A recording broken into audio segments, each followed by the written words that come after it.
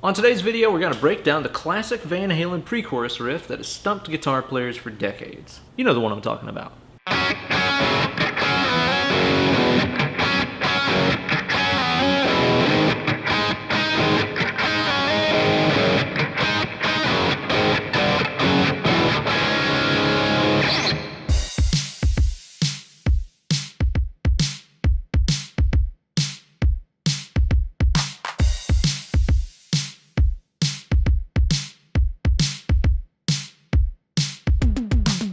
Well, look who it is. It's your good buddy, Uncle Ben. Earlier today, I got a message from one of my loyal and lovely patrons telling me that he was having trouble decoding the awesome pre-chorus riff in Unchained by Van Halen. And I can see why, because in terms of the Van Halen catalog, this riff is kind of an anomaly in that it has this shifting 3/4 to 4/4 time signature that can make it really disorienting and hard to tell exactly what's going on. In this video, I'm going to show you guys how to play the riff as well as how the band has changed it over the years for their live shows. And then we're also going to take a look at some of Alex Van Halen's drum parts and some of the little clues that he left in there to help us follow along and keep up with the beat. As always, downloadable tabs, backing tracks, bonus lessons, and so much more are available to everybody who supports my channel over on the coolest place on the whole wide internet, patreon.com/Ben Eller Guitars. This week, everybody who supports my channel will also get a free download of this super cool Axe FX 3 preset that I'm using today. It's got that nice, crispy, classic Van Halen kind of brown sound thing going on. It's not really dead on exactly like the tone on the record or anything, but it sure does sound great for this tune and all kinds of other heavy classic rock applications. So head over to patreon.com/Ben Eller Guitars, soak up some bonus lessons and get some cool sounds to help yourself sound more better today.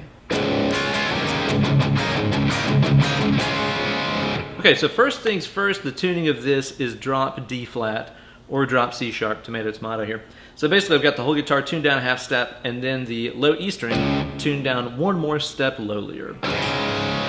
The riff itself is a combination of power chords played on the D and G strings, as well as some big old one-finger power chords played on the bottom two strings, some slides, and a couple little chakas here and there. Now that chaka that I'm talking about is just a muted down and up stroke. And it's always going to be played exactly like that, down, up. It's never up, down, or two downs in a row. So every time I say chaka, you say down, up. Chaka man. Chaka man? Chaka real man. So let's look at it phrase by phrase. Here's the first one. So to start off with, I played a G power chord on the D and G strings here. That's frets 5 and 7. Then using your first finger, come up here and play the bottom two strings for a low G power chord. After that, give me one of them chakas. Next, what we're going to do is to play that high G power chord, slide it down a whole step to an F, down on here, frets number 3 and 5 on the strings, then slide it back up to G. So far you've had high G, low G, chaka, sliding down and up. Then what we're going to do is to play some more low power chords. We're going to play that low G power chord, then a low F power chord, followed by another chaka. Now let's take a look at the second phrase. Okay, that started off the exact same way as the first one. Two high Gs, a low G, and a chaka. And then what we're going to do after that is to do that sliding G, F, G on the high strings again. Then here's where it gets different. We're going to play that low F power chord again on fret number 3 on the bottom strings. Then jump up here to fret number 7 for an A power chord. Follow that with another chaka.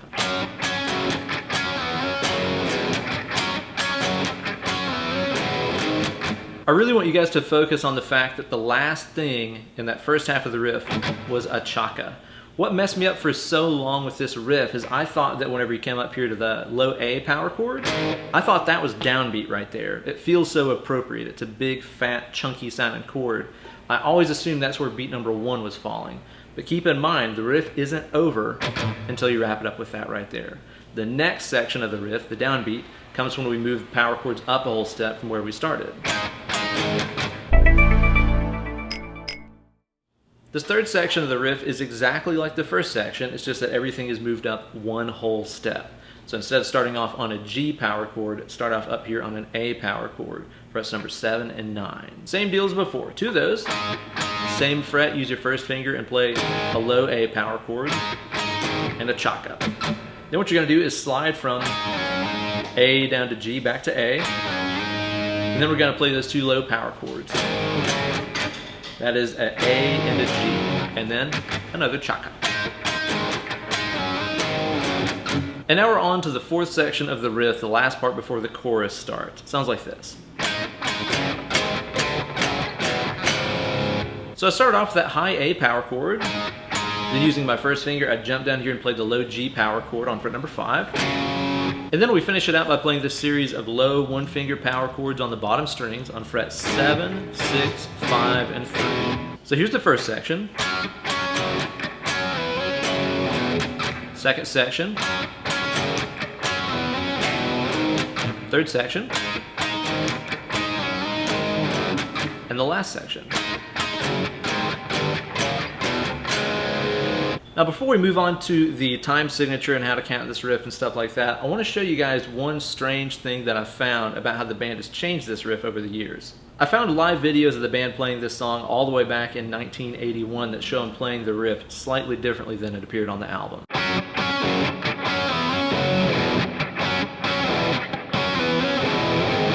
Did you spot the difference? Let's hear it again at stepdad speed.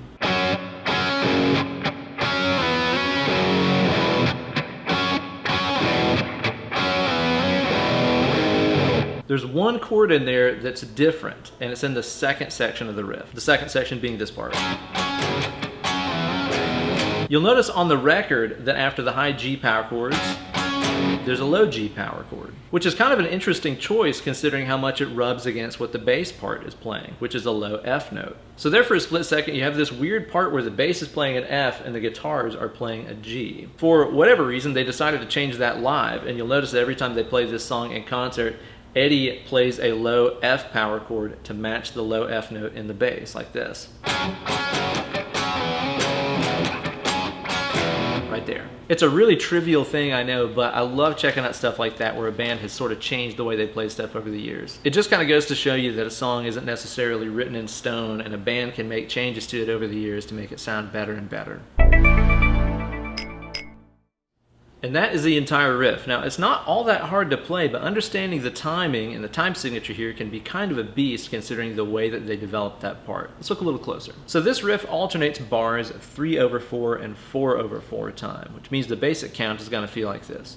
1, 2, 3, 1, 2, 3, 4. 1, 2, 3, 1, 2, 3, 4. You can also combine those two measures together and make one compound measure of 7/4, if you like. The difficulty of counting this riff is made worse by the fact that the next riff in the song, the chorus, actually begins on the upbeat of beat number 4. 1 and 2 and 3 and 4 and.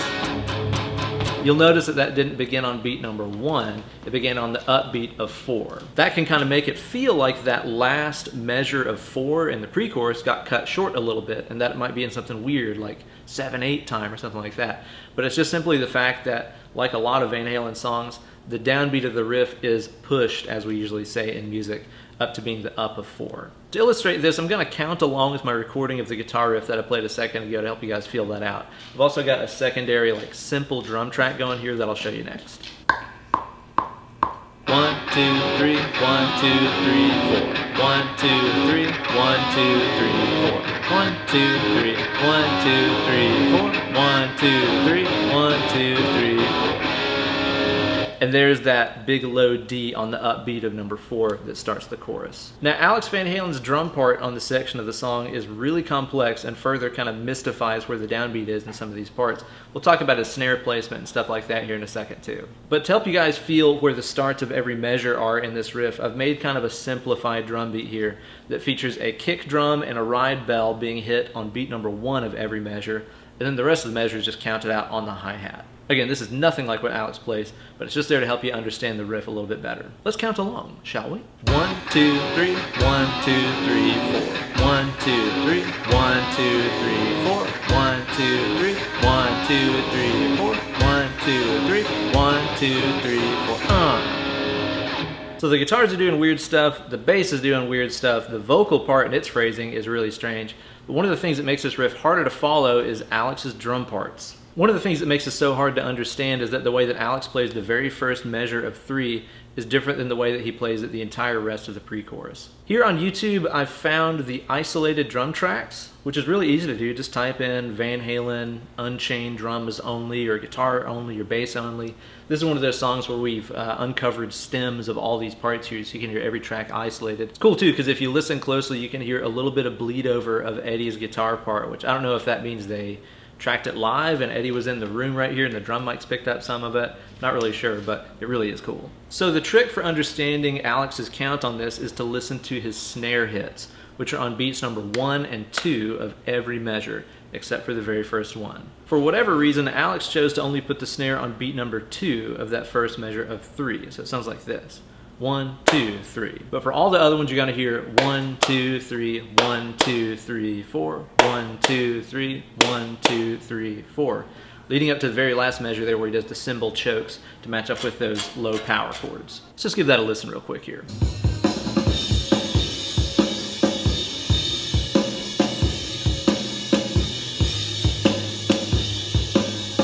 And then it chokes in the last part. I love listening to Alex's drum parts. The way that his kick and snare work together is always so cool and creative. It's really hard to tell where the downbeat is through this too, because those cymbals are just hissing the whole time. It's not like he's really announcing, you know, beat number 1 of every measure all that clearly. But let's listen to it again, and we're gonna announce where those snare hits are. Again, it's always beats number 1 and 2 of every measure, the 3s and the 4s, except for the very first one. 1, 2, 3, 1, 2, 3, 4, 1, 2, 3, 1, 2, 3, 4, 1, 2, 3, 1, 2, 3, 4, 1, 2, 3, and then, yeah. Again, really cool little details like that that I never even noticed until I started making this video. And I'm glad that one of my loyal and lovely patrons suggested it, because this is one of those riffs that I've always struggled understanding too. But now we know. And knowing is half the battle. Thank you guys so much for watching. Be sure to like this video, subscribe to my channel, and ring the bell for notifications every time I upload a new slice of fried gold. If you like this video and want to help support my channel, be sure to go over and check out patreon.com/Ben Eller Guitars for tons of bonus lessons, backing tracks, downloadable tabs, and so much more. Hope everybody out there in internet land is doing well. Stay home, stay safe, and play nice. Less clicking, more picking. And I can see why. In terms of the Van Halen catalog, it's kind of an anomaly. It's just anomaly. Anomaly? Mm-hmm. It's an O, not anomaly. You're just very country.